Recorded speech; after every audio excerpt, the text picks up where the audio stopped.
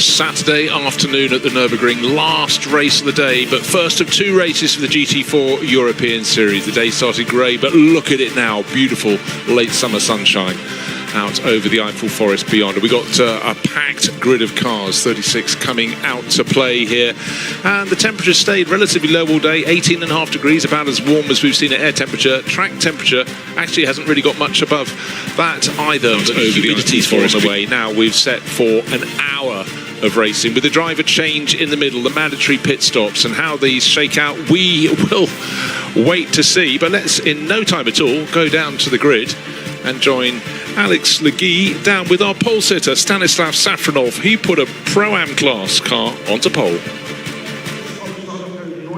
Well, here you are on overall pole position. What a place to do it at. That was a lot of pace that you got out of this car. But can you convert that to race pace? The day started grey, but let's look see at if it now. Stas can do it. Late summer sunshine. Pulled an amazing lap. Out over the Eiffel Forest. Everything was perfect.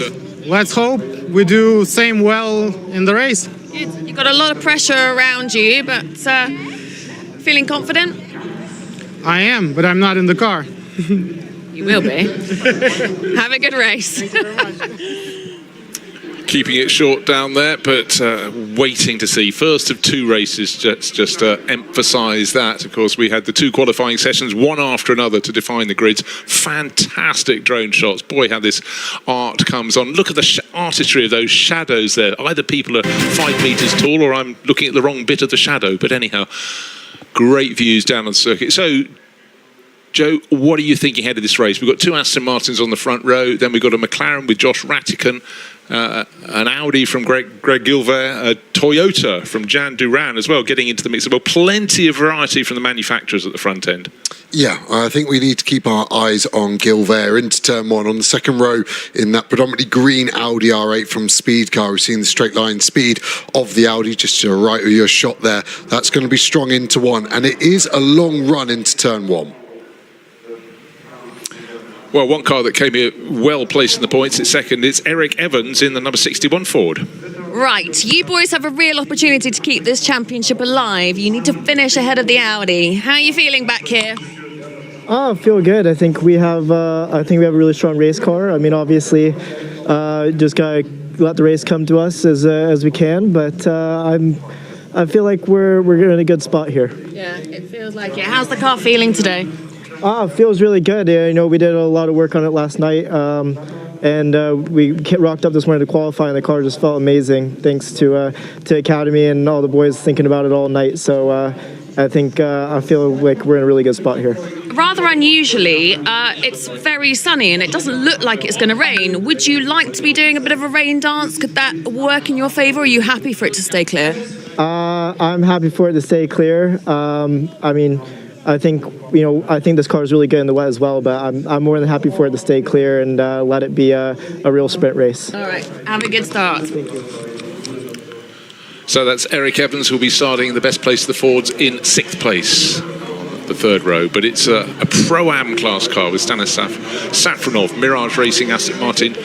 Not only on the front row, in pole position ahead of a sister Aston Martin, but from a rival team. It's the number 39 car that will start alongside with Clement Seiler, who's the best of the pro qualifiers when the silver class cars went out for their qualifying session before the Pro-Ams and the Ams went out. But Aston Martin, two cars on the front row, totally looking different in their appearance because they're race liveries, and tucked in behind the McLaren of Elite Motorsport. Yeah, talking about the McLaren, they looked a bit panicked, the team on the grid there. I hope everything's okay with this Elite Motorsport McLaren. Well, let's go down to the grid because the championship leaders by a country mile are down in 7th. Let's hear from Benjamin Lariche. Right, so you're starting from P6. You need to finish 77 points clear to clinch that title. How confident are you feeling from P6? Yeah, I'm just thinking, I'm not thinking about the championship, I'm just thinking to make a good start. Okay. Yes, and to don't be on the crash, and yes, just focus on my driving to be smart, and we'll see what's happened. All right, well, we're thinking about the championship and we're very excited by it. yeah, I'm so, but each race is the same, where you have to push your maximum of your potential, so it's not change nothing, and we'll see at the end of the race. Fair play. Have a good one. I defy anybody, even if they're sitting on a, let's do the maths here, Jones, a 79-point championship lead, 161 against 82. You still think of the first corner at the Nürburgring, especially if you're starting on the pit wall side as Benjamin Lariche is. You can see his car fourth in that line on the left-hand side of the grid. And the corner funnels down. It tightens to the right and tightens some more towards the exit of the corner. But right now, in the bright, bright sunshine, it's his car, number 007 on the windscreen. You can see LAR Lariche as it flicks on and off that yellow, blue, pink and red Audi. But the colours all the way down the grid. The Borusan Automotive BMWs a little further back. You'd expect them down on about the 6th row. Let's go down and hear from Hendrik Still in car number 32. Right, here we are, right in the mix, but certainly fighting for that title win this weekend. How is it to be this far back? You're obviously still in the front of your pack, but in the thick of it at the Nürburgring, of all places. Yeah. I mean, so for us, it's not so easy, especially because Safranov on pole position. So they are 26 points behind us now in the championship after the pole position. So yeah, we need to scrap some points to hold the lead in the championship. This is the most important. I don't expect that we have the pace today to attack them.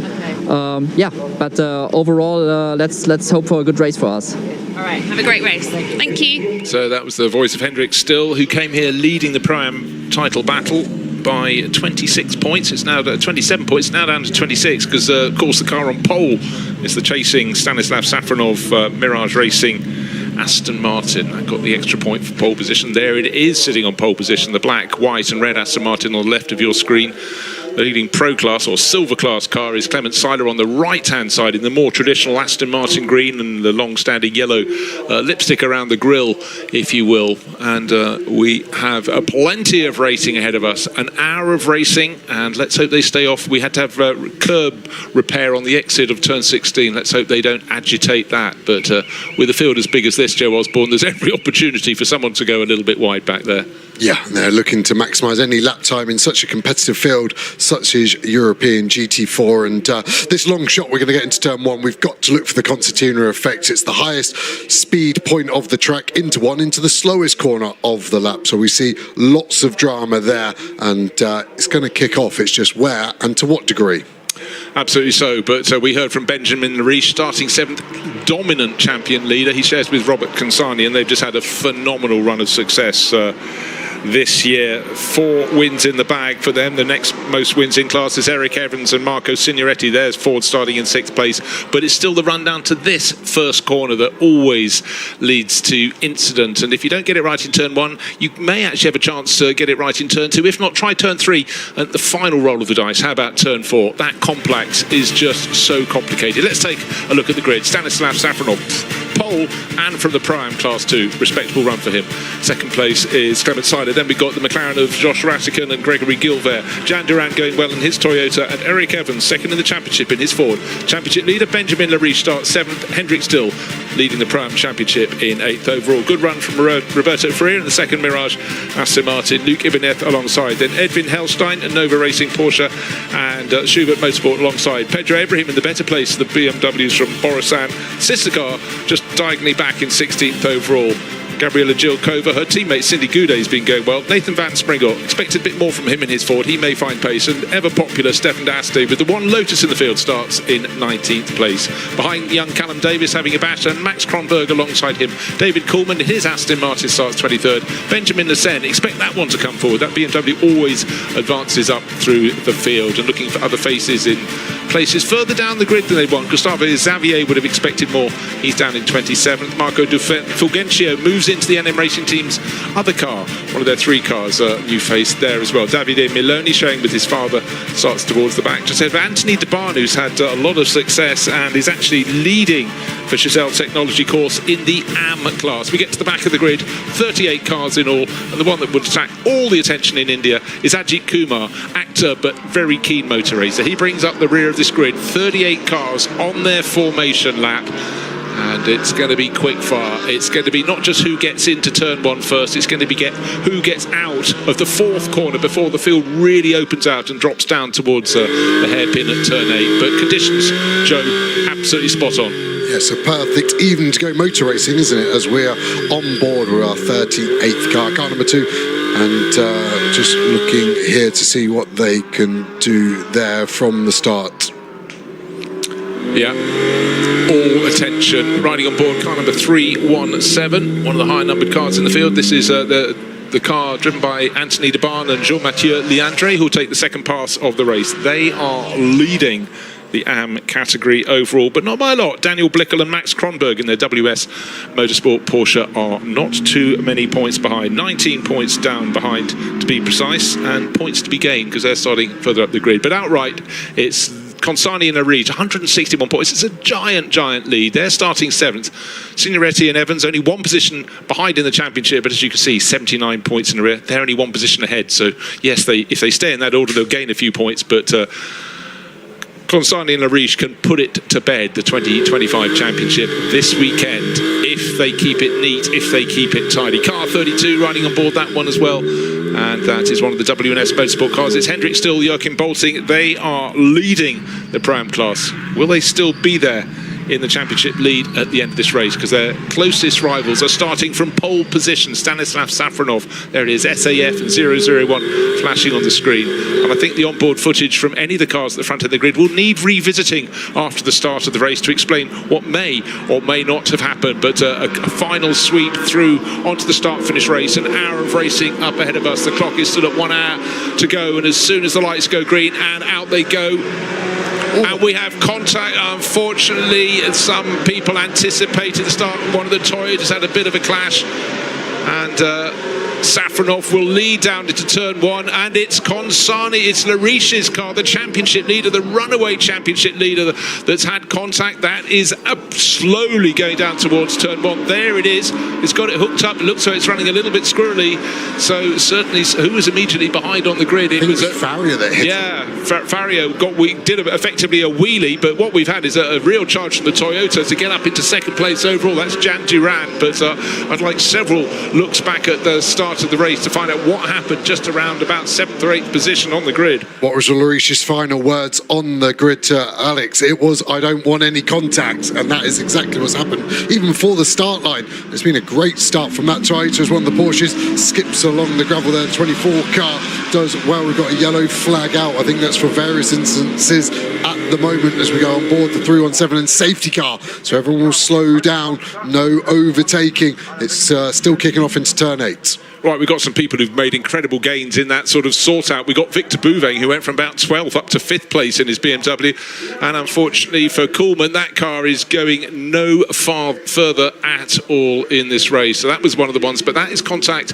That looks though it's about turn 2. Bodywork rubbing. In fact, I thought we'd have more damage to the tail of Consani's car. We've got another car off in the background. One of the Mustangs is off, so it's all been a little bit too busy. Yeah, that's the number 1 Mustang, isn't it? Lariche needs to slow down. There's a safety car, so there's no rush. He's not going to go lap down like he would have if it stayed green, but that tyre's going to start to do bodywork damage, and that could result in a DNF. He just needs to nurse the car back. They get another tyre on it, they'll catch the train, and then they can fight forward. This isn't all done yet for the Audi in this first race here at Nürburgring.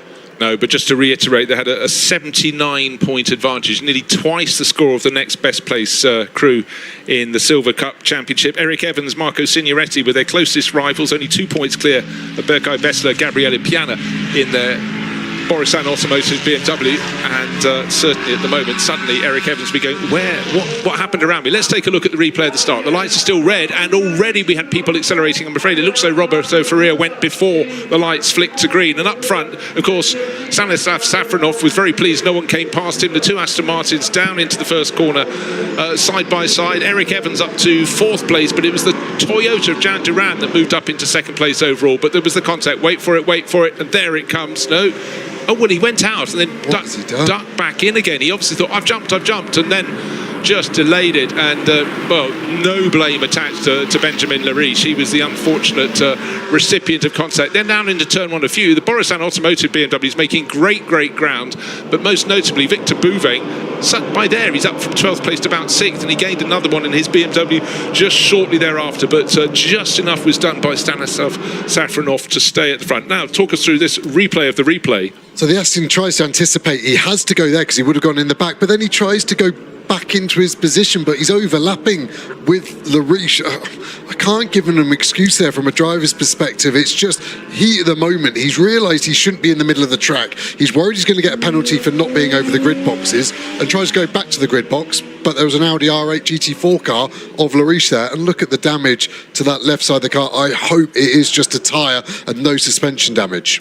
Yeah, the fleeting look we had at the back of the car, you couldn't see any particular bodywork damage. Clearly there was a puncture, but let's hope, as you say, that is all there is. So coming into the pit lane for him, but we are behind the safety cars, so he's not squandering as much time as he would, but he dropped right to the back of the field. Another car sitting in there as well. In fact, that's his assailant, isn't it? That's Roberto Frere's Mirage Racing Aston Martin. So now can, of course, the safety car group at the moment, to let you know where it is, they're just exiting turn 8. It's the hairpin. They're starting to come up towards the Schumacher S. How fast can they affect this repair? Is it simply a punctured tyre? They can replace it. They're working on the front. On the right side, I wonder if the car, obviously the main damage is on the left side, and looks like they've got more damage than we saw, but all the contact was on the opposite side of the car. Yeah, absolutely, to my mind. So the field is getting up towards turn 11. Can they get the repairs done and get him back out onto the track so that he can rejoin it? We don't know how long the safety car is going to go. He would have a chance to close in a bit, but I mean, he's got about 35 seconds to be rolling, because they will put a red light on pit exit as the safety car is at the last corner. This was the corner with the damage, and maybe they had another puncture, but they need to be quick. And where they are in the championship, just throw a tyre on it and send it out, and if it's still broken, then go a lap down. At the moment, they need to get this car out so it stays on the lead lap, but it doesn't seem to be a huge amount of urgency. And here we can see the pack coming up to the final chicane, and yeah, this guy's going to go a lap down if it isn't moving in the next 15 seconds. And actually, that's day done, isn't it? You could see the driver getting out, so there's more damage than what we could see on the cameras. And yeah, they're the only crew in the championship that could afford a non-score, because they're sitting on such a gargantuan points lead. They could have wrapped it up here this weekend, of course, the 2 races, but for Benjamin Lariche, who just got out, and Robert Consani, who's standing there having a look, not really quite sure what to think. Anybody else in the chasing pack, they could not afford a non-score. Stefano Telly down there in the mix, talking to the crew as well. Le Mans winner, don't forget. But right now, well, recipient of someone else's over-enthusiasm, I think we can say. So had they managed to get out at the front of the pack, they would be able to start catching up, and they would have made up some of the ground. It would never propel them towards the front of the race, but at least it might have kept them somewhere in the mix. You never know, there might be a further safety car period later in this event. Let's hope not. This is a high view looking down on turn 1, but the damage was done long before the field got here. Yeah, is that turn 1 move from the Borasan automotive car, Pedro? முழுமையாக 8 வருட battery warranty. Battery பத்தின கவலையை விடுங்க. ஏத்தர் வாங்குங்க. ரொம்ப யோசிக்காதீங்க. Exit light goes red when the safety car's train is there to stop this awkwardness of a car being released into the pack, unless Faria has gone through a red light. But they're the 2 cars that are involved, and the aggressor is the one that does get out of pit lane. Well, we've had the contact on the start-finish line, and it was Benjamin Lariche who was hit. We've caught up with him. Oh, Benjamin, my goodness me, you were a sitting duck there. Can you talk us through what happened from your perspective? I don't know, because I was put the throttle, and someone behind me touched me, hit me. So I don't know. I will check the video, and we'll see what's happened. And but now the race is over. We have to focus to the race 2 now, and yes, we are just we can just do that. Thank you. You don't need even to look at that image. You can sense from just the sound of his voice how the shoulders are down. But at the replay, the lights are still on red when Roberto Freire tucks out from behind.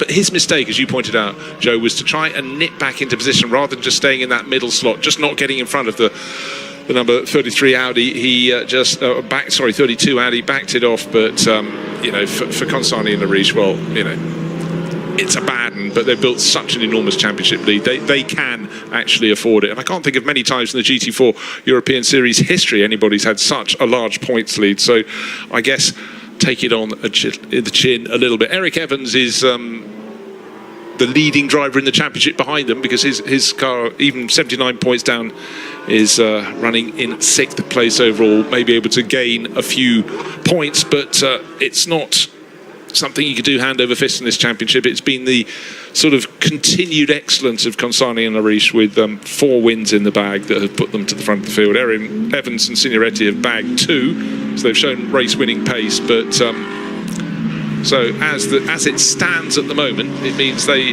no points for Arish and Consani. They stay on 161. Signoretti and Evans, if they stay where they are, will go on to 94. And Jan Duran and Hadrian David have gained quite a bit, and bear in mind their car is on pole for the second of the races after a brilliant lap by Hadrian in the Toyota. So things moving around a bit, but basically Consani and Arish, frustration for them, but they are in a very, very good position. They're number 3 Audi.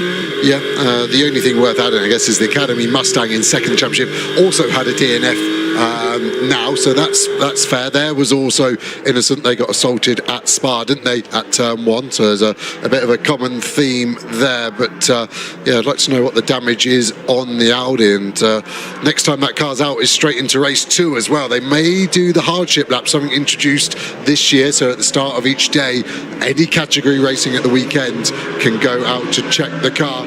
And yeah, that's how he's going to spend the rest of the race. So he's going to watch the replay. It'd be amazing to see his face, because what Farrier's done to him is what I want to do to people on the road when they cut me up and I just want to turn hard into them and hit them. And that's essentially what's been done. There's a slight contact. The Porsches that damaged the front right corner. I'd be surprised, but yeah, all the damage done. And there's the start line. Haven't even started the race before it was done. Yeah, the Porsche that had to squeeze past was finding diminishing returns there. But for Benjamin Lariche, I mean, it's just such a deflation. He must have come here qualifying only 7th. Peter thought, that's fine, I'll just gather a few points, and that's literally the championship in the bag. There he goes, walking out to take a look at his car. Looks or is he going towards the Aston Martin garage? I don't know what you're thinking, Joe. So the Maserati safety car leads the field around, and it is. Let's go down the order. Stanislav Safronov ahead of Jan Duran, so it's Aston Martin ahead of Toyota. Now this is okay, that's the reaction of a driver who's been hit on the grid by someone who'd done nothing wrong, but by someone who certainly had done something wrong, someone who anticipated the start and tried to duck back in behind, and unfortunately you cannot move a car, it cannot disappear. So there was the clash, and the frustration clear to be seen. Let's hope the damage is not as much as... Well, we can't gauge. We thought it was just a puncture. We worried a bit of bodywork damage on the back, perhaps a whole lot more than we could see. Yeah, and even maybe the puncher's damaged more than we thought on the way in. It can catch a wheel speed sensor on the corner as the safety car lights are now out. So safety car will be in this lap. So we will go back racing, and Safronov controlling the pack. When will he go? He's backing everyone up, so he's going to have to bide his time here. I wouldn't want to go so early, but it looks like he's dropped the hammer already, and this is going to be a long run now. We're not even in sector 3, and he's already dropped the hammer. Yeah, and the driver giving chase is Jan Duran. His car shared with Hadrian David. David's put it on pole tomorrow. They've had 3 second places, and with Consani and Lariche out of the race, mistake there from Safronov. This is an opportunity, and the McLaren is taking a look as well with Josh Rattigan. One thing, guys, you cannot overtake, but you can get as close as you can possibly to the car ahead. So first 6 cars, first 10 cars, absolutely nose to tail. Now, of course, the explosion of drivers getting out of line. Clement Seiler trying to go past Josh Rattigan, getting the job done up into 3rd place, but the Aston Martin's very, very good in a straight line. Plenty of torque for them. And Clement Seiler going to the outside line, got terribly close to the tail of Jan Duran's Toyota, and I think actually went wider than he wanted to do, but now he's up the inside, so the move on Josh Rattigan is completed. And can Josh fight back? He's got his nose in front, but he's on the outside line into turn 3. No, he's pulled across the nose. That was a neat and tidy. Brilliant drone shots as we look down. Oh dear, Clement Seiler being given a push and a shove when it often happens there. So from about 12th on the grid, we've now got Victor Bouveng in 4th place in his BMW. It's just astonishing. He's going to get a penalty for that. I would give the position back to the Aston if I were him, because that was a bump and run. As it kicking off here, still against the inside of Gilbert in the Audi, and one of the Borison cars trying to go all the way around the outside. That's a mega move at 6. But I think a few of these drivers forgot they're on cold tyres. No tyre runs at the start of the race. They only did 400 metres of push, then behind the safety car, and that's what caught Safronov off into the chicane. And luckily for him, no one can overtake, so it punched everyone up. And originally we saw a great restart, and it then started to go wrong for that Aston Martin at the front of this pack. I must say, I did worry a moment ago. It was clearly everybody driving to the back of a team speed car Audi. Gilbert just managing to escape, but you can see, oh dear, the under 32 Porsche bouncing over the curves and losing position there. You try and gain, but 2, 3, 4 abreast doesn't always work around here. One of the McLarens squeezing its way through. That's 8-12. That's the Rafa Racing by Race Lab entry, but frantic racing. But importantly for Stanislav Safronov, he's just got a little bit of a margin, and various other cars have dropped down a little bit as well. As you get winners, you get losers, but it's certainly fantastic racing. And the big loser there was number 32, the car that's been so well placed and actually leading in the Pro-Am Championship, and Hendrik still getting very busy indeed trying to hang on to position there. Yeah, let's move on the inside, and he was trying to back out of that as best as he could. Lassen there, but just couldn't get on the anchors enough, slight bit of contact, and they're going to take the fight into one. You don't know where to look. There's battles everywhere. Everyone seems super revved up this evening. They've been waiting for this race to go, slightly delayed. Where to look? It looks like the BMW trying to go around the outside. Here's Hendrik still a lot further back than he'll want to be. He'll want to stop this tide as the McLaren goes in deep. Yeah, that actually possibly helped still, because it went right across the nose of the BMW, but still in that aquamarine-nosed Porsche. You can see it second in that group. We're looking down on as they go through turn 2. The tail is out. The dog is happy, but the car should not be wagging its tail. Manages to call it back in. So you're quite right, Joe. It's ambition over tyre temperature at this point. Yeah, it really is. And still was trying to go around the outside on the dirty part of the track, and it really went there, and battles all the way down. You can see Jilkova trying to get there. Modica on the Ginetta, he's trying to go round the outside there now. Everyone still seems pumped up, trying to run side by side. It's calmed down slightly, the amount of little bits of contact, but someone runs wide there. That was the McLaren, wasn't it, of Davis, and that's given Lassen a run down the hill into 8. Certainly has, and it's been a horror story for Hendrik still. He was the car out in the gravel there. He's managed to haul it back in down to turn 8. There you can go. You can see he's being challenged by a rival Porsche driver, and for everybody, every pack seems to have dust kicked up into its face. Right, this is the Schumacher S going up the hill, really slippery a lot of time. Yeah, they've already got the pile of gravel there waiting to really cause trouble on the exit of the corner. With every lap, it's getting worse. And I tell you what, with every lap, our race leader Stanislav Safronov is just trying to edge clear, 0.6 of a second clear at the front of the field. Nobody else has the luxury of a 0.6 of a second gap. It's nose to tail stuff here. Race 1 of 2. How many cars will we get here for race 2? That's the big question. Right, car number 32, Hendrik still. He ran face full of gravel and then ran off himself in avoidance. Yeah, he was obviously fixated on Davis, and he ran wide, so he did the same, and start to worry about some damage to radiators. Even tyres can get cut. Some of the bits of gravel can be sharp enough to puncture a tyre. As we go to the lead battle, there's the gap you were talking about for Safronov. David now has got Ratican behind him, and looks like he's closing. It looks like the pace is good. Seiler having to fend now from Bouveng. Is he going to get a penalty for the contact earlier on in this race? Eric Evans sat there in the grandstand seat, will want to get involved for the points, but won't want to get involved in the contact. Now, was that Seiler handing the position back? Because, sorry, not Seiler, getting it back, maybe a little back off there from Victor Bouveng. I think that's what happened, but certainly the Aston Martins look very punchy out of turn 17 up the start-finish road. We've got an Aston Martin leading the race, of course, in Stanislav Safronov. Where is the move going to come from Jan Durand? But right now, Durand, going out of the top of your screen, is being pushed very, very hard indeed by Josh Ratican, the yellow and black Elite Motorsport McLaren, looking very handy indeed. But he's got to find a gap if he's going to go for something. Everybody else in a battle of their own. Yep, starting to calm down, isn't it? Everyone finding their pace-wise, and of course, everyone was on the grid where they qualified, but race cars sometimes don't qualify like they race, so you can potentially have a very good qualifying car, and it doesn't have the race pace. And you say that's what's happened to Hendrik still, as Henry David is having to defend. Is he going to ease Ratican up on the exit? Leaves him enough space. This is going to be Ratican's corner now, because it's going to go to the left with the Schumacher. He's not so polite, is he? Back to the Toyota, squeezed them over, and yeah, I was surprised there that the Toyota didn't run the McLaren out wider. Yeah, thanks, but not thanks that much. But up into second place comes Josh Ratican now. Let's see what Jan Durand can do in behind. But during that moment, Clement Seiler got a little bit closer in the second of the Aston Martins. He's in fourth place overall. Victor Bouveng, I think, probably sensed that a penalty might be coming his way. Hold on. No investigation necessary for an incident between car number 98, of which we were just speaking, which is the Schubert Motorsport car of Victor Bouveng, the BMW, and Clement Seiler's Aston Martin. So because the position was handed back, they can put that in the not pending in tray anymore. Yeah, smart move by Bouveng there. Eventually, maybe would have done it slightly sooner. Maybe the team told him, we've seen it on TV, there's no getting away from it. The evidence is there. Ratican looks like the man on the move now, doesn't he? Cleared that Toyota half a lap ago. Last lap, obviously compromised pace-wise, but it was the fastest lap of the race for the Elite McLaren, as Evans now is bored of Victor Bouveng's amazing start and wants to keep with the lead battle. Going to try and go round the outside here at turn 1. Difficult to do. He's now still sending it there. Bouveng moves him over. There's a slight gap there. He's going to rub him up.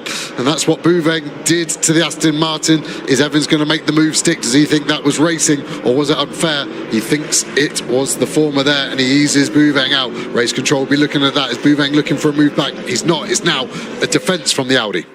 Yeah, Gregory Gilbert closing in behind in the green Audi as well. Right up front, this is the lead battle, and certainly Ratikan's got the pace to get on the tail of Stanislav Safronov. He's done just that. Gilbert only just in front of the number 11 Pedro Ibrahim driven Borisan BMW, which might be being shoveled a little bit wide there by Luke Ibanez in his Mercedes. So all trying to make up ground, but all losing ground to our race leading duo. It's still the Aston Martin, the prime class car, Stanislav Safronov, but we saw the climb out of turn 8 seems to be very good hunting ground for Josh Ratikan, and then Eric Evans goes wide and is pulling to the side. Not quite full motive power there. Is there any motive power? It's stopping in a horrible place. The yellow flags will be out and Evans finally gets out of the way.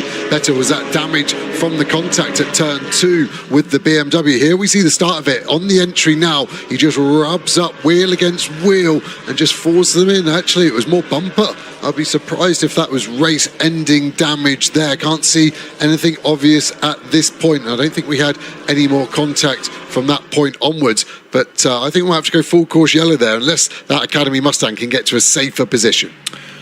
Yeah, he was very close to the edge of the circuit when he pulled off. Let's hope there's enough green sward on the outside. Ooh, running very close on the exit of turn 16 to the repair in the curbing for them. Luckily, most of them just staying with inside it. You can see it there, just beyond the red and white curbing, just at the edge of the concrete curbing beyond that. But right, another lap on the board. And Stanislav Safronov still in front, 0.6 of a second to the good. But Josh Ratikan, it's a question of when. And now Jan Durand is coming under severe pressure from Clement Seiler. Clement doing the sort of slightly wider line in, and he's got the grunt there, he's got his nose in front, but Jan Durand hasn't finished second 3 times this year without showing great ability with Hadjian David, but he does look as though his days are numbered in third place. He seeded second place really quite kindly and easily, and now he's left the door open at turn 4. Yeah, made that super easy. The politest driven car I've seen in a long time from Durand there. And the Mustang is still there, so we still have yellow flags out into turn 8. So the next time the leaders hit the brakes, it will be a yellow flag. And is it Ratikan or Ratikan? Can he get the race lead before the pit window, which opens relatively soon in the next 4 minutes? The window will open as Ibanez drops it into the gravel, flicks it up into the face of Stefan Diasti, and that yellow Lotus ahead of the other Borisan automotive car. Yellow flag still out here, so no overtaking. Have to slow down if we see any green sectors in sector 2. That will be investigated by race control. Wow, certainly looking at that lead battle, we're now starting to sense a little bit more movement from Josh Ratikan, really attacking the curbs, and that's because I don't think he's found the pace that he was seeking to take the lead from Stanislav Safronov. Safronov was very sort of tight-lipped on the grid, but really just suggesting how much focus he had. He knew the charge was going to be coming, didn't know from whom, but Ratikan didn't make the best starts in the race, fell down the order. Right, so the orders at the moment, it will now be in the Silver Cup class if it finishes as it is. No extra points for Larishan Konsani, of course, retired from the race. Now, NM Racing Team, Alex Papados and Luke Ibanez, if they go as they are with that Evans and Signoretti car having pulled out, they cannot topple Larishan Konsani before the season is over. The only people who could have done so were Evans and Signoretti, and that tiny bit of contact led. Hold on, let's do the points again. It's a giant arse. They can still do it, but with every lap of this race, the NM Racing Team car, there it is, trying to pick off another position surely just going past Pedro Ibrahim there. This is Luke Ibanez, the Spanish driver, so much experience for NM Racing Team, pushing and probing and just trying to get his nose in front. Yeah, and everyone keeping it clean, and it's a real ebb and flow, isn't it, between these 3 different brands of cars here, and that's just how the cars work. It looks like the Mercedes probably the most breathless at the end of the straight. The Lotus may be the quickest in that, but now is compromised. That's going to give a chance here for Bessler, I think, to get a run down the inside. Is Diasse going to defend into the next corner? It feels like he's safe. Bessler just trying to catch the eye, trying to make him brake too late. They're obviously battling for overall position, but this is not a class position. You can see that on the different colour screen on the windscreen, the Loom ranking showing the green for Diaste because he's Pro-Am versus the blue for the silver battle of the BMW behind. Yeah, so it's a really good run in the Pro-Am class, but of course the race is being led by a Pro-Am class car. That's Stanislav Safronov leading the class, leading the Pro class. Of course, Josh Rattigan tucked in behind his rear bumper. It was 0.6 of a second between first and second. It's down to 0.4 of a second as the McLaren from Elite Motorsport attacks and attacks some more. Here he is, closing all the time. And Clement Seiler looking very loose and really hanging on. Second, third, fourth, fifth place is Victor Bouveng, and he's got Gregory Gilbert tucked in behind in that green Audi, and behind him Pedro Ibim, Luke Ibanez, Stefano D'Asta and Berko Basler. They are the top 10 runners in this race. Time left on the clock, 36 minutes out of an hour, so we've got 24 done. But I think there's an awful lot more incidents to come in this race, an awful lot more overtaking. Safronov really not putting a wheel wrong at the moment, and he's not leaving much hope for Josh Rattigan, but Josh certainly not taking no for an answer. He's just waiting for his moment, but he doesn't want Seiler to get any closer. There's a gap between them of 1.5. Right on time. The best in the corners, and you can see Rattigan working hard behind the wheel, car moving, under braking over those bumps into turn number 1. So this will be where Rattigan can close in through the corners, but then the Aston out the corner just stretches its legs. And Duran has definitely settled the pace of that Toyota, able to stay with Seiler in third place. And at the moment, look at Rattigan really hustling through the corner. He's going to try and send it all the way around the outside. This is now a drag race, even though the McLaren doesn't have the speed. I think he's got enough of an overlap where this is going to be a job done inside the corner. Should be his.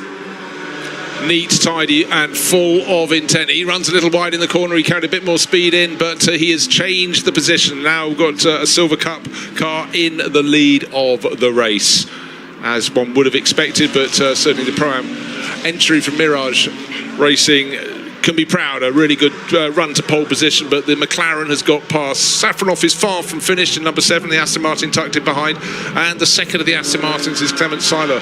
Remember, he started on the outside, the front row. I thought he was closing in, but actually now the battle has changed over the McLaren going to the front. I think Safronov can actually advance at a greater pace because he's not looking in his mirrors at the moment, but he's just must be thinking, how did I let that pass? But again, GT4 balanced performance, but the cars deliver their performance at different points around the circuit, and the McLaren just looks so good through the faster sweepers. Yeah, I was just looking for the other McLaren, Callum Davies. That's in the pit lane. That was relatively competitive at the start of this race, so that's boxed with an issue that we have not seen. Pit window now open as Gilbert trying to get past our Pro-Am leader. That BMW of Bouveng has had a mega start and won't want to give the position up, wants to get to the pits as fast as he can, not to lose any time whatsoever, as we see Duran pit there so aggressively. That was a mega late call to get the car into pit lane, and the first car to pit in the race so far. Good call, I think, because his teammate Hadrian David had the pace in the second of the qualifying session, so he will be starting from pole tomorrow. One of the Borusan Automotive cars coming in, but my thoughts on Bouveng, he's looking more and more loose as he tries to hang on to that 5th position overall. Second,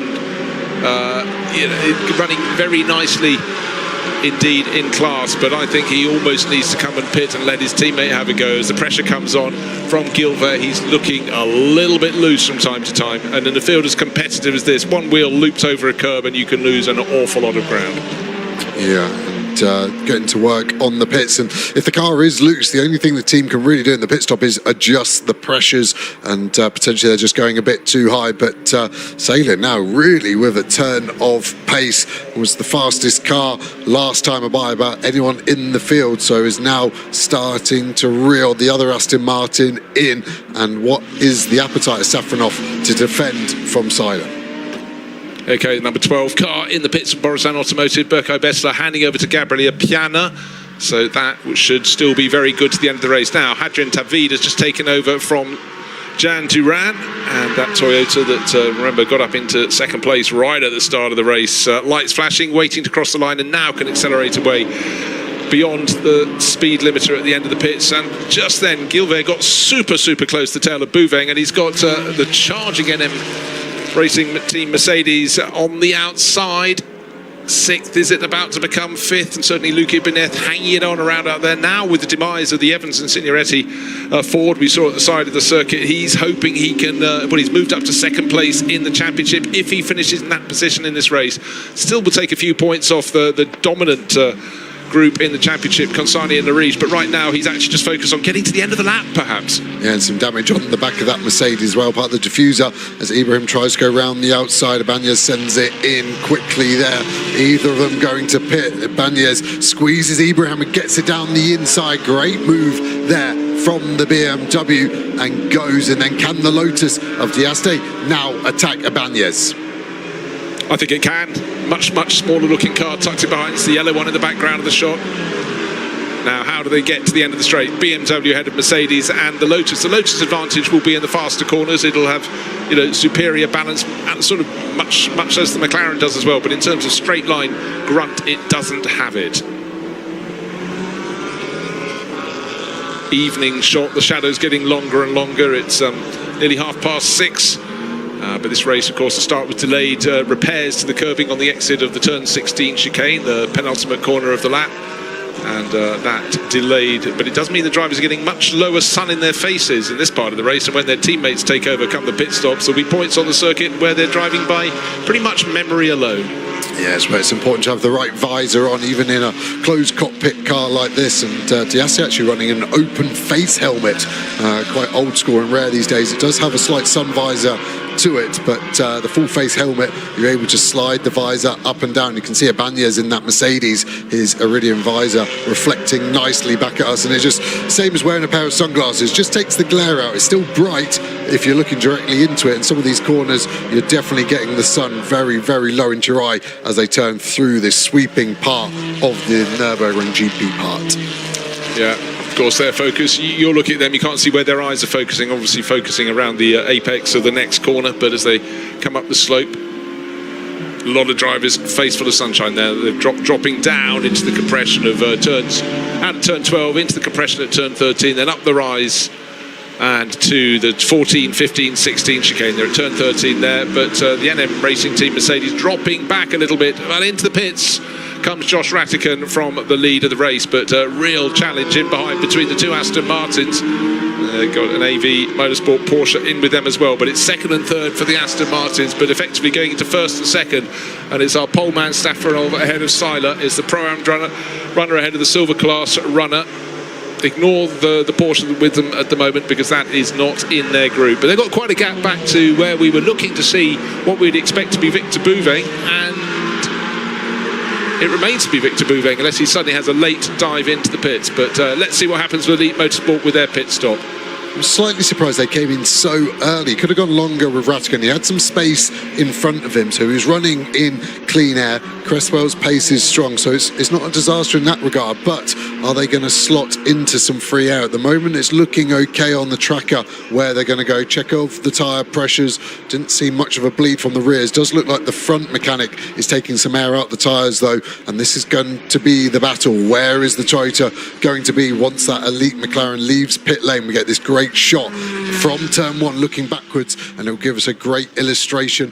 There's a minimum pit stop time, so the car controller may lift the lollipop and the car might stay still because the next driver, Cresswell, will be looking at the pit lane timer and he won't leave until 0. Leave now he does. I think he's going to have 2 or 3 seconds still in the lead over the Toyota as they get to turn 1.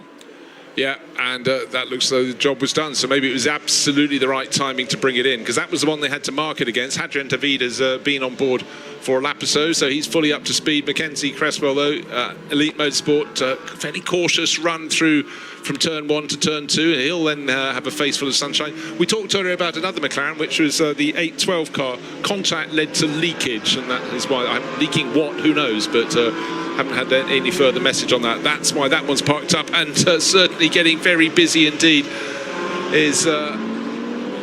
Doesn't matter where you look on the circuit, something's happening, but good to see the Lotus still pushing very, very hard indeed, but plenty of competition around it to fight with, and it's Alex Papadopoulos who's taken over the number 15 Mercedes. Remember, his teammate Luca Ibanez was very, very much on the charge.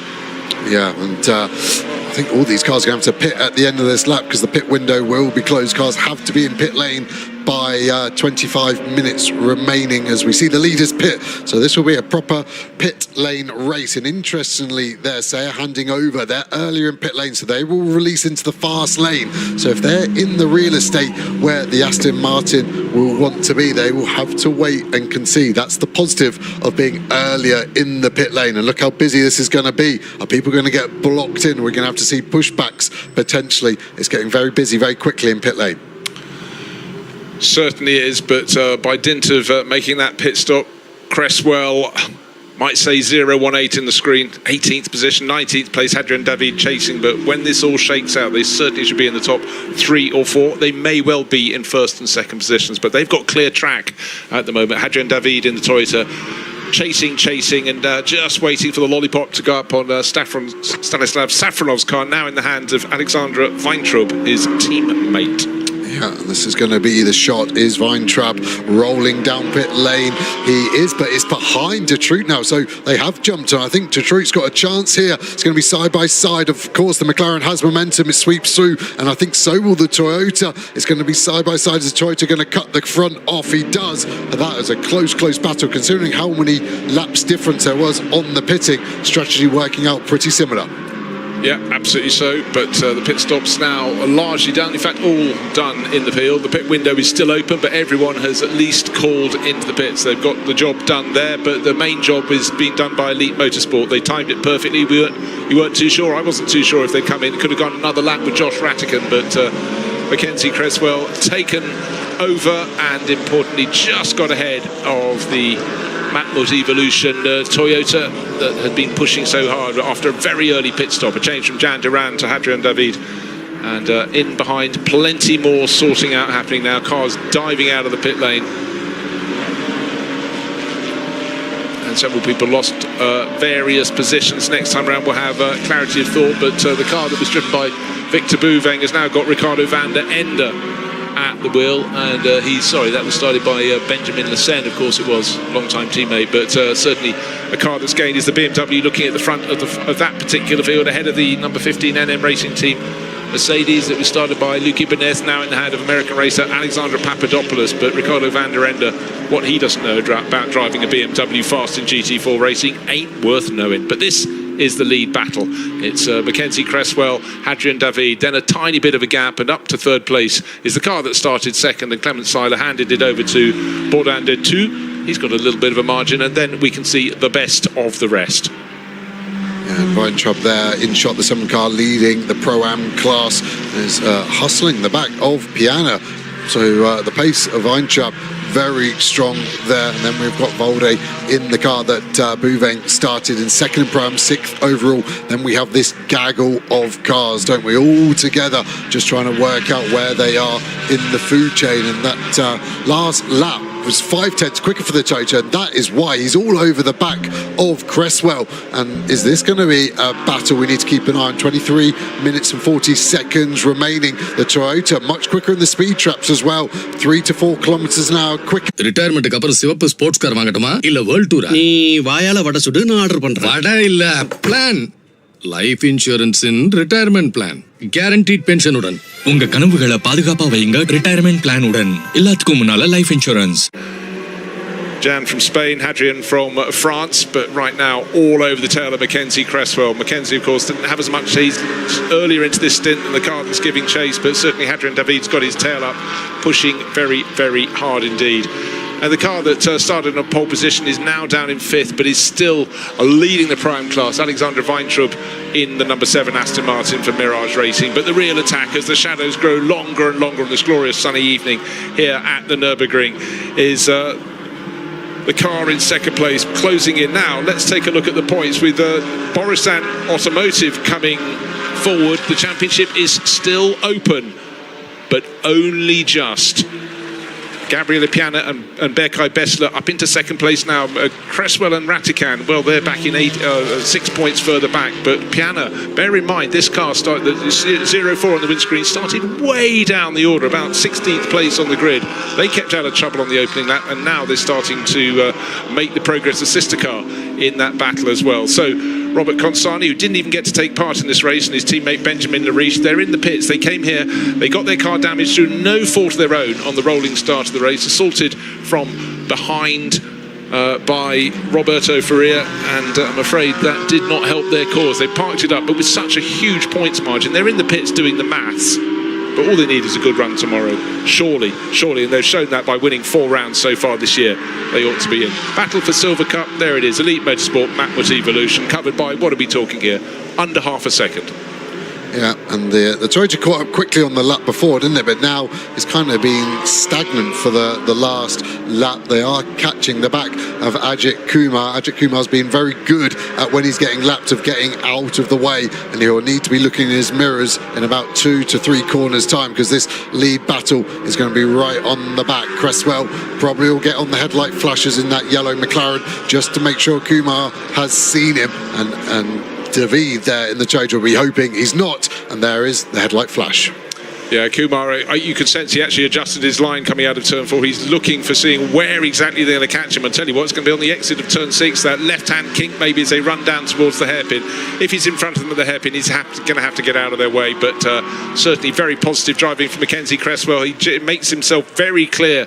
Car standing out, the yellow and black McLaren, and Kumar has also seen the car in second place. That's very good news. So Hadjian David tucks in behind the McLaren in his Toyota. Kumar keeps out of the way, but if he looks in his mirrors, there are going to be more coming, plenty more. But the Indian racer loving his time here, and certainly brings his own fans with him wherever he goes. But you have to say these first 2 cars have made good their escape. The gap back to Bodan Z2 is probably about another 3.5 seconds, but even since the start of this lap, that has stretched out over the number 39 Racing Spirit of Le Mans, Aston Martin. It's down to these 2 now. What's left on the clock? 20 minutes. Yeah, just worry with Cresswell. The pace is okay, but the McLaren seems to want a later apex, so he's turning in much later than the Toyota, and it's like he's inviting a dive bomb potentially from the Toyota. So at the moment, Cresswell not feeling like he has to defend, but not even like he has to manipulate his line. As we look at the Pro-Am leader of Weintraub, it's been a great run for the 7 cars so far. There's the second place BMW going through shop. Then the Lotus, that yellow car, in third. The AM battle at the moment, Porsche from the Toyota, from the BMW there. So this is the second place car of Velda with a huge slide on the exit. Track getting dirtier and dirtier on the exit. Yeah, well, that was always going to happen. It's the other place it's particularly tricky is, of course, at in the Schumacher S, turns 9 and 10 as the cars come up the field. And the drivers now used to it, but when you have the drivers coming out after the pit stops, for that, some of them, it's a surprise as how much scramblers on the track. Great to have a Lotus going so well. In the top 10, Alberto Nasca, 3rd in the Pro-Am Cup, and ever-enthusiastic Italian. There he is. Light in his eyes as he runs down towards the first corner. 3rd. Best result for the Lotus this year is a 9th place, a class-winning 9th place. So on track potentially to improve on that. But what's Nasca got ahead of him? He's actually got to gain about 2.5 seconds. So on Alexander Papadopoulos. So maybe that's beyond his remit. The car running very wide, a Mercedes running very wide at turn 1. Don't think it's going to cause any trouble for those around it. In the AM Cup class, it's Kronberg and Blickel in the lead, as they have been so much of the year. Blickel in 16th place overall, well clear in class. The next car in class is 22nd position. It's car number 90. It's Hans Holmlund for Toyota Gazoo Racing Sweden, running solo. Hour in this battling, that will be fun. There he is, Holmlund, there at the back of that gaggle of cars.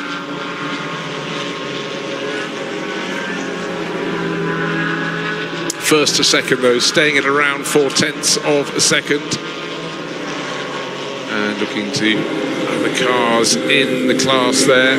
Holmlund second in class, looking for Leandri. Showing with Anthony de Barn. Well, we're getting to see too much of one of the cars there with contact, and car number 60 is the car that went around. That's Honda Ordem. Sharing the car with Gustavo Xavier. It was absolutely pitched at the point where the car is most off balance halfway around the corner, but definite front end contact there. No further action for the incident between cars 24 and 32. 24 was Vinny Beltramelli, Nico Ferrarin's JSB competition, Porsche, and after 32, Hendrik Still and Joachim Bolting. Joachim at the wheel at the moment, but we did see that being shoveled down the order earlier in the race. Yeah, I think we will see investigation. It was great timing to go on board there, wasn't it, as we fired into the side. We were on board the 317 car of Leandri, and I think that's going to be a drive-through penalty. He was down the inside, but not alongside enough, and it's such a small break there that I don't think there's anything else the 60 BMW could have done. I think he was the innocent party, so I think the 317 is going to get a penalty and potentially lose a class podium. Yeah, and that's Jean-Mathieu Leandri, who came here as the points leader with his teammate Anthony Barn in the AM class, so that will give hope for those behind, including Blickel and Kronberg, who just happen to be leading the class at this point. This is the battle for third and fourth positions. Bodan did 2 in fourth place. A little bit of front body damage, tiny weeny little element on the side of the car in third place, Gabriele Piana. How did he get it? Well, it could have been in one of many, many incidents. Wow. Now, we did see already, we'd seen that white Mercedes going off, or was I catching the end? That was a replay. We saw it off the circuit, but I thought that was down at turn 1, so maybe that was afters up at turn 16 there. Yeah, way too late on the brakes. The Toyota now suddenly doesn't seem to have the pace it did just 3 laps ago. Big slide there, the rear tyres obviously starting to get towards the end of their life. We're 45 minutes in and a 10-second time penalty, not a drive-through, which equates to be just over 27 seconds here at the Nürburgring. So 10 seconds will be added on at the end, which I think is relatively lenient because the 60 car which it hit lost more than that. So the 317 will have to get their head down to try and keep a class podium. Right, the clock continues to count down, just over a quarter of an hour in this race, nearly at the 75% mark. No further pit stops required unless someone's getting some damage fixed, but that will take them out of the points. It's so competitive. But our first two, they was separated by 0.4 of a second. It's now 0.6. The battling is further down the order. This is just outside the top 10. 11th, 12th, 13th, 14th, and 14th is the Gregory Gilbert car that's been handed over to Paul Petit. It's very fast in their hands, and look for the green Audi to start making positions. Yeah, look at the exhaust hanging off the Supra there of Goudet, and that's right on the borderline of potentially getting the black and orange meatball flag for a mechanical issue, because that's a relatively large component to fall off the back of that Supra, and it's like the whole exhaust back box is hanging off. And yeah, the Audi is the car on the move pace-wise. Is it going to be able to send it down the inside into turn 1 on the Porsche? Yeah, certainly any cars running over the curbing run risk of if you've got something hanging loose. And here goes Petit lining up. Oh, actually, just go for it. Right through he goes into turn 1. You could see it coming, but Paul Petit, so much experience, got the job done very, very nicely indeed. Car in front is the Matmut Evolution Toyota, and certainly that may yet have a problem with its exhaust hanging down. Cindy Goudet hoping for a good day, but right here and right now it may come to a sticky end. Yeah, I think the Porsche Faradin actually put the indicator on to the Audi just to say, I'm letting you go. So smart driving, because they're not the same class, and his battle is to try and stick with that Audi now to get past the Mammoth Supra that we're talking about, the damage. And looks like Bolting is slightly compromising the pace of these cars, but is able to hang on to the position thus far. He won't once Petit gets through, presuming he will. Here comes the green Audi going around the outside, or looking outside in turn 9. Turn 7 down the slope would mean inside into turn 8, but there was no inside being offered. And that exhaust, it's absolutely dragging on the track now. And someone running a little bit wide in the background of the shot, regaining a bit of pace to the exit from turn 8. It's Ajithkumar. He's probably just moving wide to let other people through. And when you go wide, what do you get? You get all the rubbish that's on the track. Yeah, the problem is you get so much here, it's actually hard to even get back in, as we see Petit get down to the inside of Goudet. She doesn't fight it, but Petit times it wrong, goes in too deep, and they're going to compromise each other into the next corner. Is the Audi still going to be in front or not? As we finally see this Pro-Am car, Austin, get caught by the very quick Geddes here in the Borusan Automotive BMW. We said about it earlier, but the link between Borusan and BMW is so strong. BMW now offering this lovely blue colour as a factory coloured spec car. Yeah, well, that's quite an accolade for them, and they've had it staunchly for many years. But leading the Pro-Am class is still Alexandra Weintraub, building on the work of Stanislav Safronov. 5th place overall, 2nd car in class, is a little bit further down the order, but certainly it's been a really good run for the Mirage Racing Aston Martin. and actually has got the pace over that Borusan car. And if you are at the Nürburgring, there's a BMW M5 in that colour in the paddock, so go and have a look at that. It's certainly very striking, and yeah, the BMW has got good performance. I just think the Aston Martin seems to be very well hooked up and suited to the Nürburgring. Straight line speed always important here, but for an AM driver that Weintraub is, he's doing a mega job. And there is Ajithkumar, probably with a lot of marbles on those tyres, making his job much harder, but he's taking the fight to the 30 car at the moment in front of him. Yeah, that's the Kronberg Blickel car that's leading the AM class comfortably at the moment, but he's just put a lap on Ajithkumar. Though sometimes you do that when you've been, someone a bit faster comes past, you sort of fixate on what they're doing, and it may pick up your pace, but it may lead to disaster. Right, Paul Petit still trying to make the moves, got ahead of Cindy Goudet. There is Cindy in car number 99, and there is the exhaust dragging, just not... Zing, zing, zing,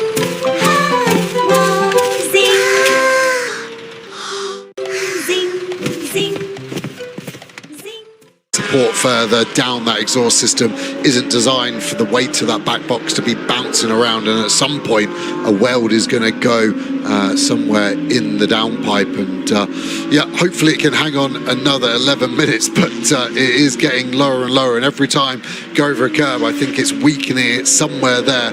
Let's just hope it's got enough strength to get to the end, as we still see this battle rage on. Weintraub doesn't need to defend, as we've got a yellow flag out. I think we've got a car off at turn 8. It's the 60 car that had contact earlier on, and I would say it looks like he's been punted again. That's an odd place to lose the car by yourself, and is this going to be a full course yellow? Right, paying attention, no to the full course yellow. We continue racing. This is the battle that's between Weintraub and Gedic. Gedic fleetingly almost got ahead there, but that should go through to the flag. And Gedic now making the move done. He certainly was probing into turn 1, got it done. And I think Weintraub's being sensible. He's leading his class. There is no point wasting a really good result. And we are about to head to full course yellow in 20 seconds, or that's what was left on the screen. Full course yellow in 10 seconds now. So anyone wants to make a move, make it right now. But up front, what's the gap between first and second? 1.3 seconds. There we are, full course yellow. Everyone backing it right off as it's yellow the whole way around the lap. And for Onda Erdem, another one of the Turkish drivers, sitting there frustrated in the gravel. But this is our first pair in the race, Mackenzie Cresswell and Hadrian David. Mackenzie seemed to have the battle come to him. He seemed to rise to the challenge, and at the moment 1.3 seconds clear, so maybe the best shot from Hadrian David was fired early on after those pit stops, and he hasn't got any more to offer to do what he needs to do to get at Mackenzie Cresswell. Or maybe not. Yeah, the only thing would be, did his tyres go over pressure throughout his stint? And now this full course yellow could potentially just go straight back to green if it's a short one. And if those tyre pressures come back down, does that favour the driver to get a second bite of it? And I think we had to go to full course yellow there. That BMW was just a sitting duck, really. If another car went off, they had to get that driver from Turkey out of the way. And I think he's just had a really hard afternoon there, Erdem. You can see down in 31st place, but we'll lose that to Kumar under this next lap of full course yellow.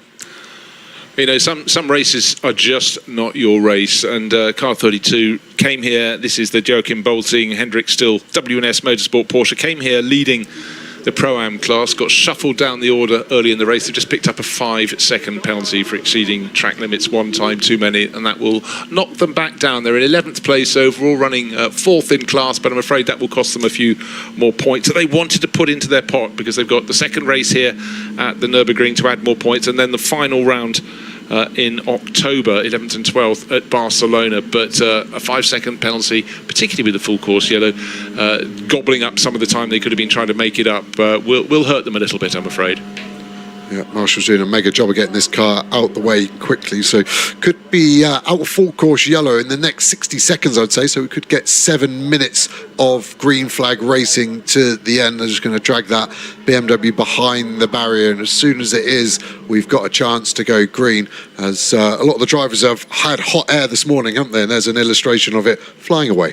Yeah. Very nicely put. Off they go. Beautiful view it would be if you rise high above the circuit here on an evening like this at the Nürburgring. Safety car now coming out after full course yellow. What's left on the clock? 7 minutes and 40 seconds.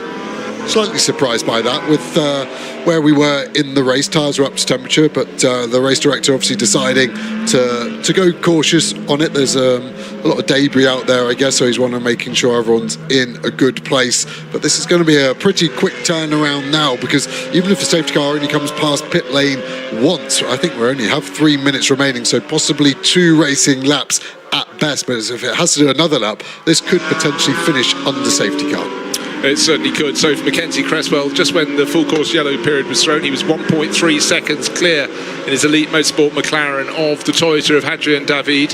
Has gone out to 3.3 seconds, but of course now it's safety car. That gap will close right up again. So if we do get to have a final blast of the flag, Mackenzie Cresswell is going to have to defend like mad. He'd already done the really hard work.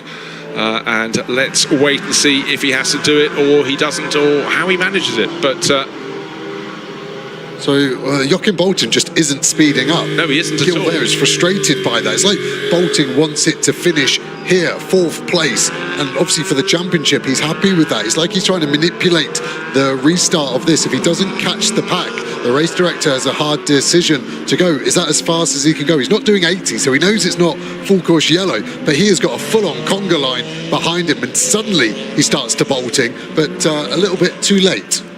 Yeah, you really wonder if he was getting a message from the pits that confused him, but safety car, it's catch up if you will, or not lock up, but we're seeing just that there from the Ginetta, the Mojica hand of Mojica family car, Tio at the wheel at the moment, but no particular damage done. But again, in the setting sun here, a face full of smoke for the driver behind would have been a moment at which they could have done without. I think we can say that.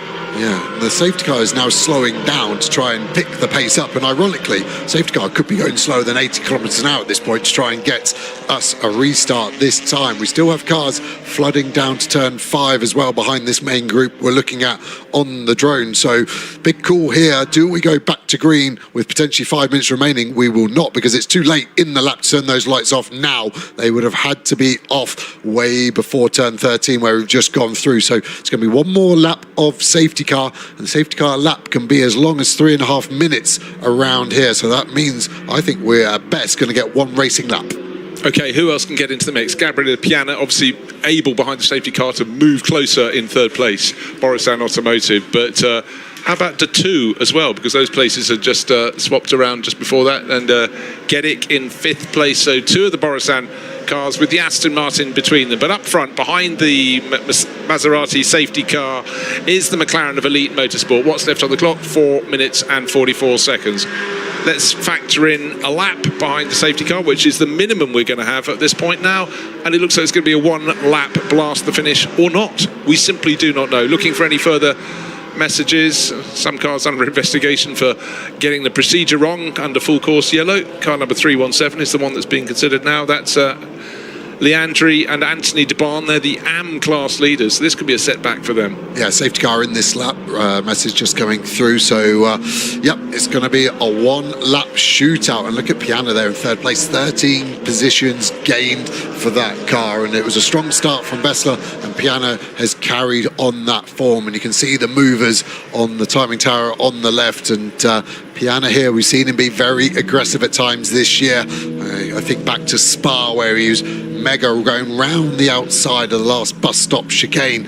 And one thing Nürburgring is it's got a lot of chicane, so can he replicate a similar move in that bright blue Borisan Automotive car? Can that Toyota come back to life, or has this McLaren got enough to hang on for the win? Let us wait and see. We'll have to wait half a lap until they're released. They're going around the turn 8 hairpin, bottom of the hill. The clock has 3.5 minutes remaining on it. But important thing is the light. The car will be coming in this lap. When I say the car, I mean the safety car, the Maserati safety car. Light still flashing on the roof bar, but any moment now they should be turned off to indicate, yep, when you get to the end of this lap, you can go and play all over again. But can Mackenzie Cresswell hang on to the lead of the race? As Adrian David got any hope of getting past, or more to the point, the car that's gained 13 positions. In the background of the shot there, one of the two Borisan automotive cars strike to take another win. Certainly Gabriel Piana, the driver on board at the moment, will be very much looking for a real clash between the first two, a real scrap into the first corner to maybe dive bomb the pair of them somewhere between turn 1 and turn 4. Depending how quickly Cresswell goes, we could squeeze 2 laps here. Fastest lap has been a 2:05. Last sector takes 20 seconds to go. So if he gets into sector 3 in the next 9 seconds, it could be 2 laps. Cresswell would rather 1, I'm sure, so he's going to keep the pace slow. And the way he's going, this is going to be a 1-lap shootout. He has gone, and he's got a good restart over David. Slightly caught napping there, not surprising. It's 5 to 7 local time. So what's it to be? No overtaking till the start-finish line. Already Gabriel Piana in 3rd place in the Aquamarine BMW, or the Borisan Automotive BMW. Blue will be the one that's really desperate to get in the mix, and I'd say he's close enough to the tail of the Toyota in 2nd to trouble it and maybe buy a tiny bit of space for Mackenzie Cresswell. Cresswell in the Elite Motorsport McLaren is not leaving anything there for anyone to attack. Slightly clunks the curb on the inside, but left no gap for the Toyota to dive for. The Toyota now has got its hands full because Piana in that number 12 BMW is pushing and running very wide indeed. Maybe that wasn't the move to make, as he was trying everything to get the power down. I think Cresswell's got the job done. He'll be out of turn 4, this one, in the lead of the race. Can he hang on through to the finish? 1 minute and 31 seconds. Has he gone just too soon, or has he just done the maths right, or more to the point, his team done the maths right, that he can run round to the end of this lap and the checkered flag will meet him? It may be a second or two the wrong side of that, but I'm sure they've done their sums. I think Race Control have taken it out of their control. Oh yeah, pulled it in the final lap. When it's that close, Race Control decide, so we might actually have a sub 1 hour race potentially, but I think this lap is actually slightly off the pace as the tyres are coming up to temperature, and it's looked like they all had a chance to make a place, but at the moment it's actually this Aston Martin closest to the car in front in the top 5 battle here, and Piana is having to look in his mirrors rather than attack. But I think the Toyota is too far behind the McLaren, and now Cresswell just needs to bring it home through these final few corners. So the gap needs to be 77 points, which is not for Larish and Consani to wrap it up in this race. 77 points still played for in the rest of the championship. Piana at the moment, doing the maths there, is 66 points down along with his teammate Bessler, so it's still open, and Benjamin Larish didn't even get around the first corner. He even hadn't got to the start line before he was clouted. Starting 7th on the grid, was attacked from behind by an over-enthusiastic rival, and has had to watch the race from the sidelines. Their season's been so strong, it'll be really quite amazing if anyone can overpower them. But right now, we're coming around the final corner of the final lap, the first of 2 races here at the Nürburgring, and it's going to be victory to Elite Motorsport with their McLaren. Mackenzie Cresswell building on the work of Josh Rattican. At the end, the margin of victory, 4/10 of a second, and a spin in the background. The Lotus has got caught out, and one of the, well, I think that's the bolting still Porsche getting going. So what looked as though it was going to be a top 10 finish for the Lotus is nothing of the sort. Right, victory in the Pro-Am class goes 6th place to Weintraub, his car started from pole position. Victory in the Am class to Blickel. Let's take a look at what was happening. It was clearly going to be busy. Petit down the inside of the Lotus, and then bolting innocently caught up in it, and Petit has just turned around NASCAR there, and that will be so frustrating for both the Porsche bolting and the Lotus, who was on for such a strong result, and Petit there, a desperate lunge on the final corner of the lap. Well, fireworks were promised, fireworks were delivered, but victory to Elite Motorsport there. Mackenzie Cresswell building on the work of Josh Rattican. For those behind, many will have a story to tell, but Mirage Racing, they're happy too, because they took 6th place overall, which meant victory for them in the Pro-Am class, and plenty of points to put into their pot. Victory in the Am class did indeed go to the number 30 Porsche from WNS Motorsport, Max Kronberg and Daniel Blickel, and the sun is still shining. But it was a race with much to digest. But for some, it was rather sport by what happened on the start line, with a driver getting ahead of himself, realising his mistake, backing it off, but then clipping the outright championship leader and doing damage that would take it out of the race. So for Benjamin Larish, huge frustration. Yeah, and they'll just be hoping for a rather uneventful race tomorrow to try and get the points up where it seals the championship. And it'll be a pretty restless night for those Audi drivers of Lloris and Kasani, because you just go, is our luck running out? Is that now the form? Is that what's going to happen? Or can we reverse the trend and get back on the front foot like they've been doing all season and dominate? Yeah, absolutely dominant. They came here with 161 points, the closest challenger on 82. So really just a simple run today would have been enough for them. Hasn't happened. But can they do it again tomorrow? Can they do it properly tomorrow? But really their form has been strong enough all season. But when you're so close, and it's actually weird to be given such a large championship lead, but a car that's coming closer into the mix. Mackenzie Cresswell was the driver at the end, and Josh Rattigan at the start. Elite Motorsport with their McLaren, another victory in the bag. Never seen that before. Cresswell with his belt around his suit, around his back. So I wonder if that's a superstitious thing or an accident. But really good run from Elite Motorsport there, reigning champions. Of course, we know that car's fast. And this was our big mover, wasn't it? All the way up from well outside the top 10 at the start with Bessler, and then Piana finishing strong. Yeah, both that Borusan Automotive BMW and the sister car were down in about 15th, 16th position on this 36-car grid, but made outstanding starts, got straight into the top 10, worked their way forward from there. But for Mackenzie Cresswell, yeah, maybe it was a good luck thing having his belt around the back, or maybe he simply got dressed in a hurry. But let's go down and hear the thoughts of the winning driver right at the end, Mackenzie Cresswell. Oh my word, the GT4 is the gift that keeps on giving, and you very much helped us with that because you have kept the championship alive. Yeah, that wasn't exactly what I was trying to do into the race, but yeah, I'll take it, I guess. Yeah, it was a really good race. It's a long time coming for sure for us this year. Yeah, Elite's done an amazing job. It's always difficult to come back after such a successful year last year, but yeah, it feels really good to finally get the monkey off our back. The car was amazing all throughout, so big thanks to McLaren, everyone at Elite Motorsport, all done an amazing job. Great job, well deserved.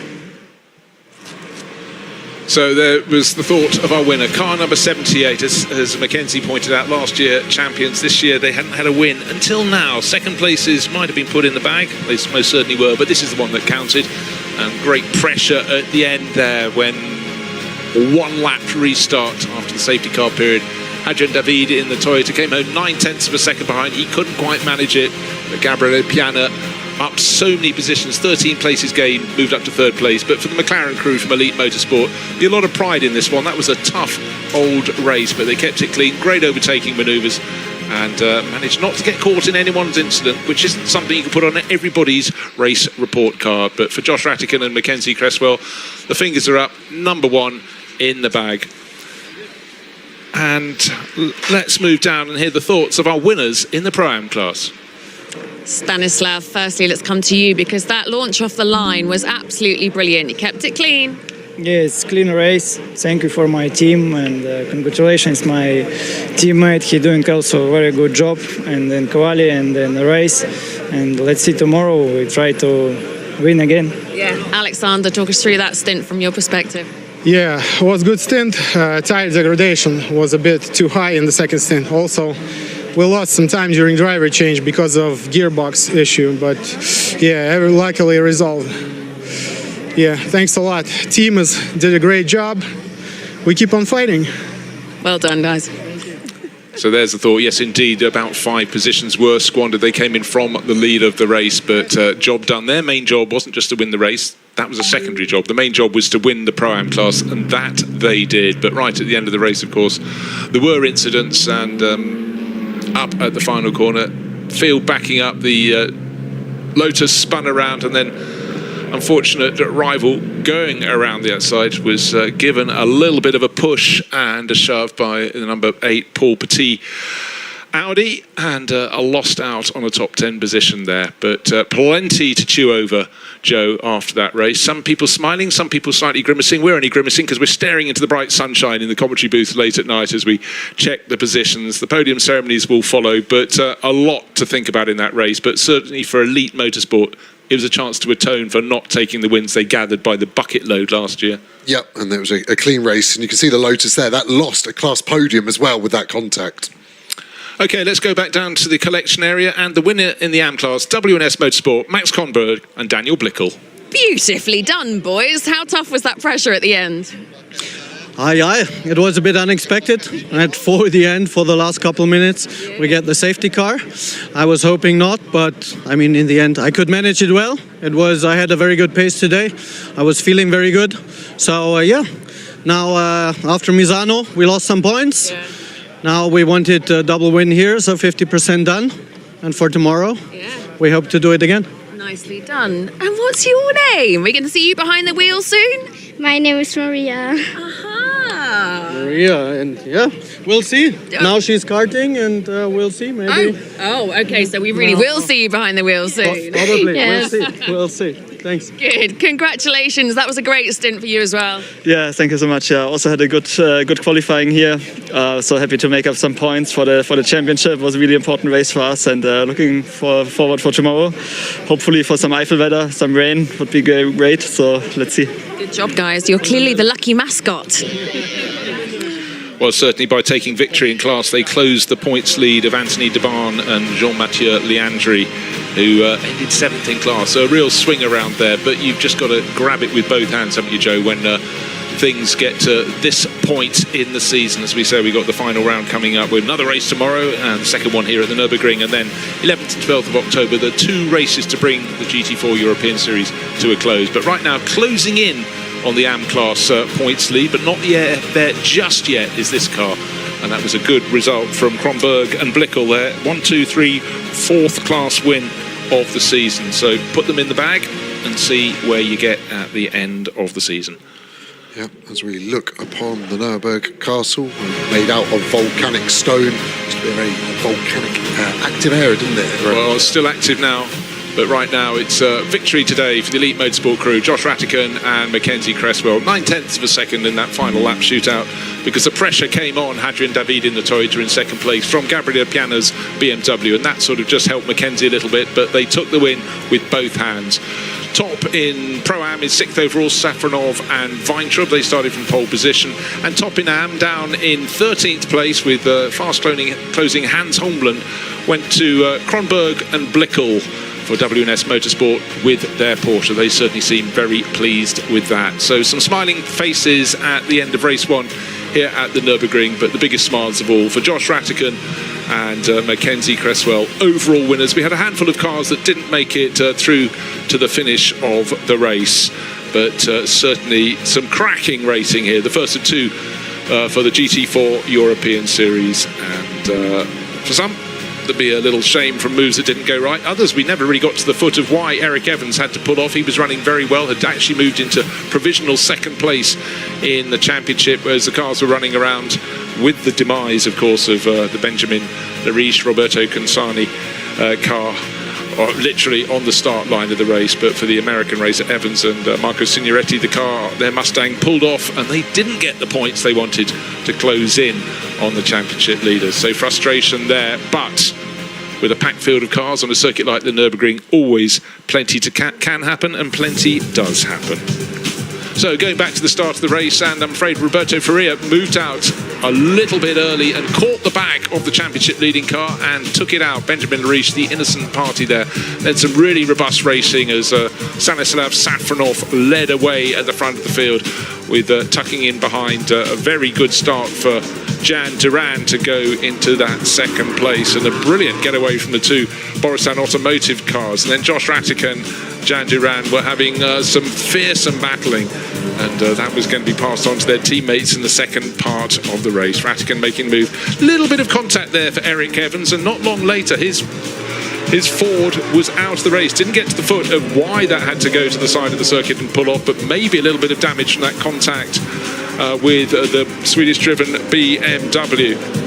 And then it was a case of people moving on up the order, and car 39, Bodan Tatu, was having some great battling as well. But towards the end of the race, it was the story of the McLaren coming forward. Josh Rattigan made his moves early on, brought it in, and the big question was, he going to come out into the front of the race after his pit stop, or was the Toyota going to be there? Car number 60 had all sorts of problems today, and that was being shoveled around today onto Erdem there, and the BMW that sorted him, Leandri, I think, would pick up a penalty for that. There was still incidents going on down through the field, and there the number 16 NM Mercedes, no fault of theirs, their own, shoved off the circuit. And right at the end of the race, we had the Lotus spun round, but it was victory in the bag for Mackenzie Cresswell. So disappointment for the Lotus crew, Alberto Nasca there, but out of the final corner came Mackenzie Cresswell to win. Second place to Hadrian David in his Toyota, third to the BMW of Gabriele Piana.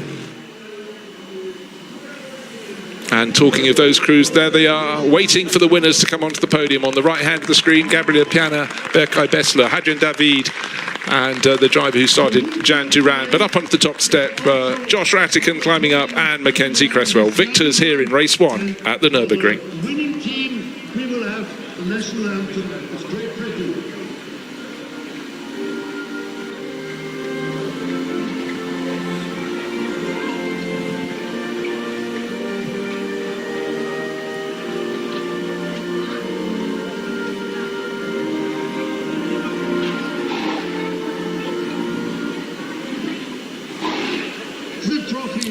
So the British national anthem for Elite Motorsport, the winning team. Trophy is about to be presented.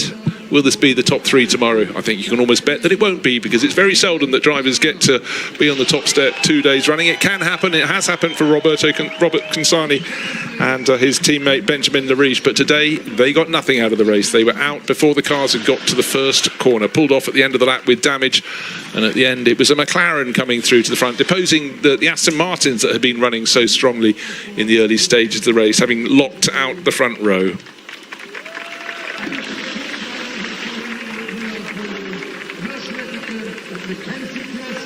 So champions in 2024, winning form recovered towards the end of 2025. Can they add some more? Mackenzie Cresswell still looking as though he's had a busy afternoon, but Josh Rattican on the right of the top step has had the time to recover. He did the first part of the race. Wait for it, wait for it. I think Piana saying he's only got one suit. He doesn't want to spray this evening. Exactly. So, and who's going to run away fastest? A little sort of quite careful on the podium there. Stay away from us. Of course, his own teammate listens to nothing at all. Berkay Bessler giving Piana an absolute faceful. Or maybe said, I have got a spare race suit. Make me the butt of all champagne spraying jokes. But anyhow, good to see them up on the top step. They all work really hard for the podiums here. There is the finishing. This is the classification in the championship. Lariche and Consani still on 161 points. They started there, but at the end 66 points behind, so still in with the championship shout. Piana and Bessler, can they close in tomorrow? Will a few points in the bag for Lariche and Consani? That's all they need. Lock it out with 1 round still to go. Ifs and buts and maybes, but you didn't expect Lariche and Consani to get nothing at all. Mackenzie and Cresswell and Josh Rattican up into 3rd place. Overall, they've gained quite a bit of ground here. They were outside the top 6 when we came to the Nürburgring, so how things can change. And Papadopoulos, Adibenyet, they came here 4th in the championship. They remain in 4th place. Signoretti and Evans were the ones that lost out. They came here 2nd. They've fallen back to 5th. Now we're going to the podium in the Pro-Am class, and we have the crew that came home in 3rd place today, the 99 crew of Gabriela Jilkova and Cindy Goudet. They were driving one of the Matwood Evolution Toyotas. 2nd place in cars, car number 98. It's Victor Bouvet, who made the outstanding start, and Joachim Volder, but victory in the Pro-Am class. Car number 7 started from pole position, qualified there by Stanislav Safronov, and the job completed by Alexandra Weintraub. As they reported, they had a slight gearbox problem that cost them positions. They certainly squandered 3 or 4 positions when they made their pit stop, but good job done overall for them as well. And class victory in Pro-Am. So for Mirage Racing with their Aston Martin ahead of the Schubert Motorsport BMW and the Matwood Evolution Toyota, they're the top 3 in class.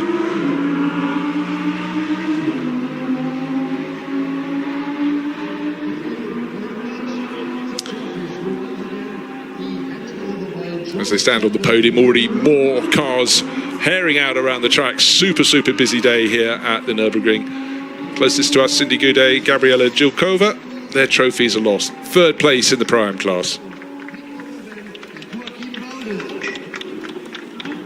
And for Safronov and Weintraub, they came here 2nd in class. They gained a point by taking pole for class, but they sort of gained extra positions because the leaders in their class didn't get on the top three today. I talk of Joachim Bolsing and Hendrik Still, WS Motorsport Porsche. They had their battles in the race today, it's safe to say. I think they also had a time penalty at one point, 5-second time penalty, which moves them down the order, and then they had the incident at the final corner of the race. But today it belonged to the Mirage Racing Aston Martin crew of Stanislav Safronov and Alexander Weintraub. They're on the top step of the podium. They're spraying the champagne along with the two other pairs behind them, and the BMW crew from Schubert Motorsport looking pretty happy with life as well. Victor Bouveng and Joachim Volder as well. So let's take a look at the championship positions now. That moved Safronov and Weintraub much closer to Still and Bolting. It's now just 5 points between them. That's a big gain. Second place in the race today cements the third place in the championship for Volder and Bouveng for today. We'll see if it closes in tomorrow. JSB competition of entry of Belchamelli and Ferrarin didn't have a race that smiled on them. But Goudet and Jilkova, third in the race today, moves them closer. They've moved up to fourth place in the championship. Fifth, very close to fourth, and certainly showed really, really good form today. They may yet advance further.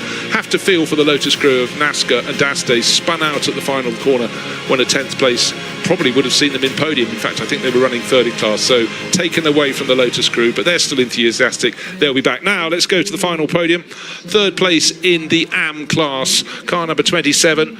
That should be AV Racing's Max Huber and Roman Wozniak.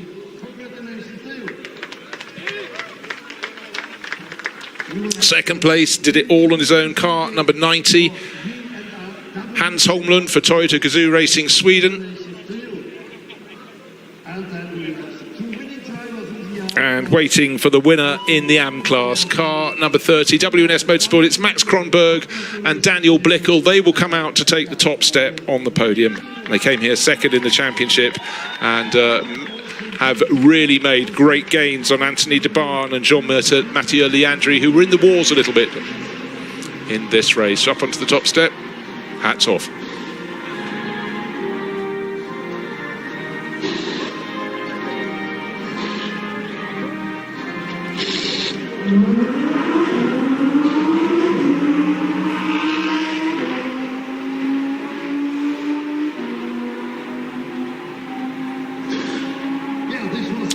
So strains of the German national anthem ebb away. WNS Motorsport taking their victory in the AM class. They had a really, really good run. And Georgie Chapman, race engineer for Pirelli, presenting the trophies. And for Max Huber on the right-hand side of the third place step, he'll be pleased. He only came into the championship this weekend, and certainly